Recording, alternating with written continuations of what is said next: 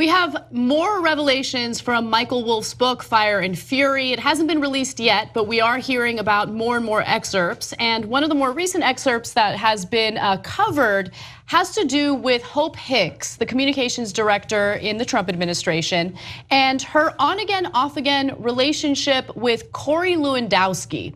Now, apparently, during the campaign, there was a time when Hicks was very concerned with the way the press was talking about Lewandowski, and she pondered out loud what she could do to help. Now, let me give you the exact portion of the book and what it says about this whole situation. Hicks sat in Trump Tower with Trump and his sons, worried about Lewandowski's treatment in the press and wondering aloud how she might help him. Trump, who otherwise seemed to treat Hicks in a protective and even paternal way, looked up and said, "Why? You've already done enough for him. You're the best piece of tail he'll ever have," sending Hicks running from the room. Okay, so I think the context of this makes it even worse, because Hope Hicks is one of Trump's closest confidants. And the book explains, and other reports had already shown this, that Hope is one of the few people he trusts and that listens to him and that is a comforting voice and that tells him, "You're right, and hey, here's how we can fight back," and sometimes talks him out of bad ideas. Now, does that mean I like Hope Hicks? No, I don't want people consoling Donald Trump or helping them, and so she's a right winger who is, in this camp. So I got no interest in protecting her overall. But she's a human being, and she's there for you throughout all of this stuff, and she trusts in you. And in another part of the book, they talk about, since Melania is completely absent from the White House. Now, I don't know that this is the right way to frame it, but it's what it says in the book. That Ivanka has become the actual wife and Hope Hicks has become the actual daughter.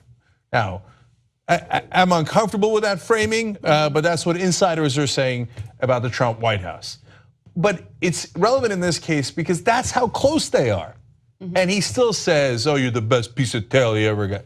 Yeah, he minimizes her to a piece of tail. And it doesn't surprise me. What is more surprising to me, because of my own mindset and the way that I would handle a situation like that, is just this weird complicit behavior and this acceptance of his statements, his rhetoric, his degradation of women.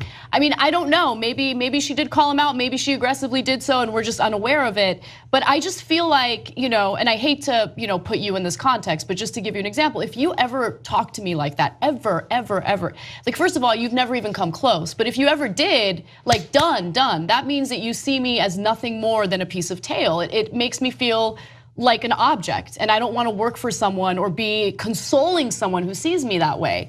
And so I wish more right-wing women would speak out against this type of rhetoric. Even if you support his policy ideas, even if you agree with his ideology, at least push back on this, because you're better than that, you're worth more than that.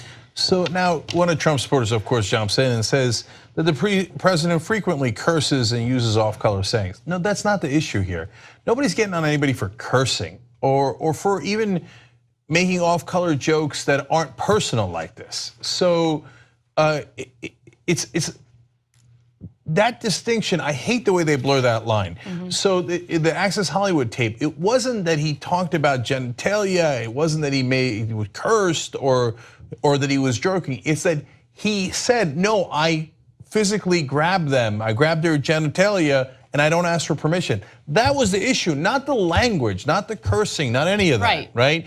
And even in this case, I mean, look, people disagree about this, and I don't want to get into all the different lines, but if he was making a joke about tail or whatever and Hope is comfortable with it, that's between them and I'm not gonna judge. But when he's joking, when he says it about her and she's obviously uncomfortable, she ran out of the room.